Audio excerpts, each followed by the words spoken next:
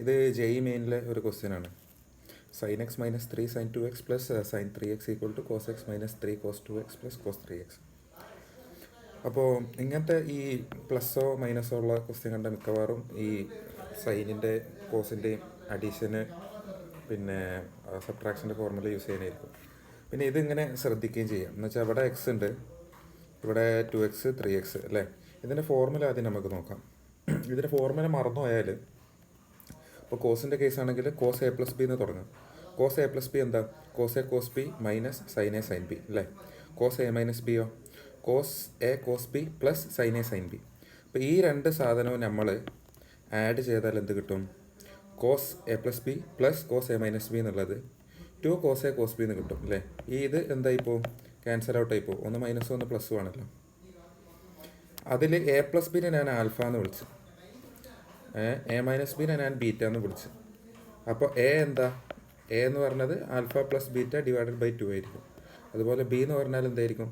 Alpha minus beta divided by 2 എന്നായിരിക്കും. അപ്പോൾ ഇതിനെങ്ങനെ തിരിച്ചെഴുതാം? Cos alpha plus cos beta equal to 2 cos alpha plus beta by 2 cos alpha minus beta by 2. അതേപോലെ സൈനിനെ എങ്ങനെ എഴുതാം? സൈൻ ആൽഫ പ്ലസ് സൈൻ ബീറ്റനെ 2 sine alpha plus beta by 2 cos alpha minus beta by 2 എന്ന് പറഞ്ഞിട്ട് എഴുതാം. അപ്പോൾ alpha plus beta by 2 പിന്നെ ആൽഫ മൈനസ് ബീറ്റ ബൈ 2 ആണ് എന്ത് ആംഗിളായിട്ട് വരിക. അപ്പോൾ ഇവിടെ 3x ഉണ്ട് എക്സും ഉണ്ട് അല്ലേ. അപ്പോൾ 3x പ്ലസ് എക്സ് ബൈ 2 എന്ന് പറഞ്ഞാൽ എന്താണ്? 2x ആണ്. അപ്പോൾ അത് കോമൺ എടുക്കാൻ ഉണ്ടാവും നമുക്ക് മനസ്സിലാവും. അപ്പോൾ ഇതിനെ രണ്ടിനെയും ആദ്യം ആഡ് ചെയ്യാം. അതേപോലെ തന്നെ ഇവിടെ കോസ് 3xും കോസ് എക്സും ആഡ് ചെയ്താൽ ഒരു കോസ് 2x വരുന്നു അറിയാം. 3x plus X by 2 2x. അപ്പോൾ ഇതിനെ എന്താക്കുക? ആദ്യം ആഡ് ചെയ്യാം.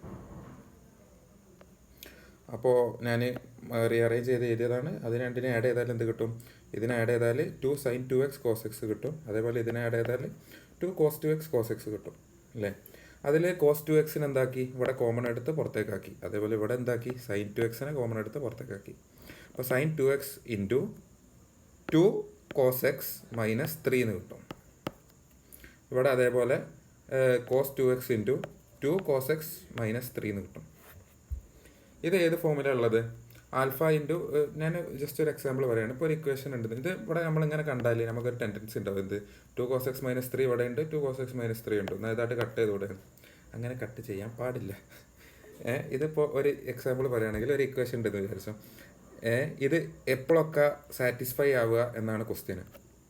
ഇവിടെ അതാണ് ക്വസ്റ്റ്യൻ. ഇവിടെ ക്വസ്റ്റ്യന് ഈ ഇക്വേഷന് ഏത് എക്സ് വാല്യൂക്കാണ് സാറ്റിസ്ഫൈ ആവുക എന്നാണ് ക്വസ്റ്റ്യന്. ഏറ്റവും ജനറൽ കേസ് ഏതാണ്? ഏത് എക്സ് വാല്യൂ എടുത്താലാണ് ഇക്വേഷൻ സാറ്റിസ്ഫൈ ആവുക. അതേപോലെ ഇവിടെ അങ്ങനെ നമ്മളോടൊപ്പം ചോദിച്ചെന്ന് വിചാരിച്ചോ, alpha into x minus 1 equal to beta into x minus 1. അപ്പോൾ ഇവിടെ നമ്മളിപ്പോൾ ഇതുമായിട്ട് ക്യാൻസൽ ചെയ്താൽ എന്ത് കിട്ടും?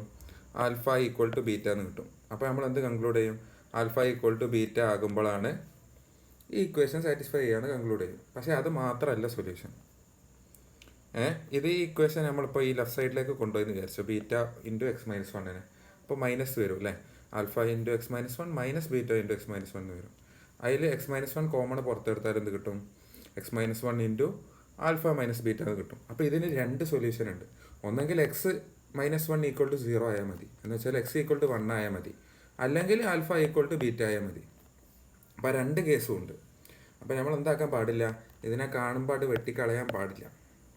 ഇതിനെ LHSലേക്ക് എടുത്തിട്ട് ഈ ഇത് കോമൺ ആക്കി പുറത്തെടുക്കുക. അങ്ങനെ എടുക്കുന്ന സമയത്ത് എന്ത് കിട്ടും? ഇതിനെ കോമൺ പുറത്തെടുത്താൽ ബാക്കി എന്താ ഉണ്ടാവുക? ഇവിടെ ഇതിങ്ങോട്ട് പോകുമ്പോൾ ഒരു മൈനസും ഉണ്ടാവുമല്ലോ. Sign 2x minus cos 2x ഉണ്ടാവും.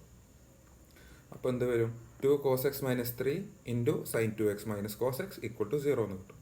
അപ്പോൾ ഇത് 0 ആവണമെങ്കിൽ ഇതിൽ രണ്ടിൽ ഏതെങ്കിലും ഒരു ടേം 0 ആയാൽ മതി. ഇത് 0 ആയാലും എന്ത് കിട്ടും? കോസ് എക്സ് ഈക്വൽ ടു 3/2 എന്ന് കിട്ടും. ഇനി ഇത് 0 ആണെങ്കിലോ?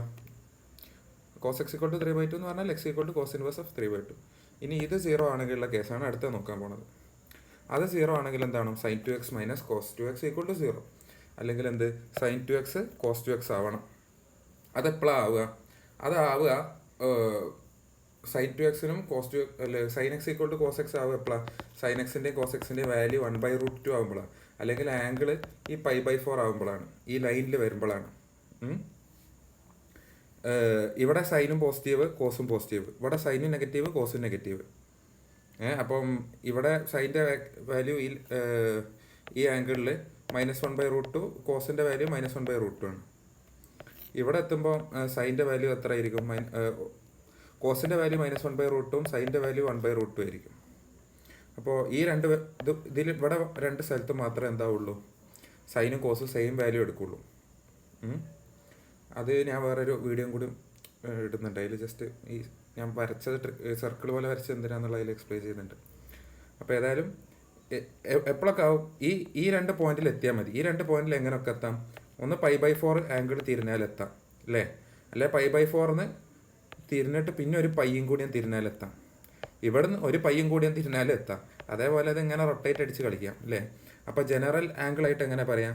θ = π/4 + nπ. അങ്ങനെ nπ റൊട്ടേഷൻസ് ചെയ്യാമല്ലോ. അപ്പോൾ θ = π/4 + nπ. ഇതെന്ത്? cos θ = sin θ ആണെങ്കിലുള്ള condition. പക്ഷെ നമുക്ക് ഇവിടെ എന്താ? cos 2x = sin 2x ആണ്. അപ്പോൾ 2x = π/4 + nπ. അപ്പോൾ x = എന്ത്? π/8 + nπ/2.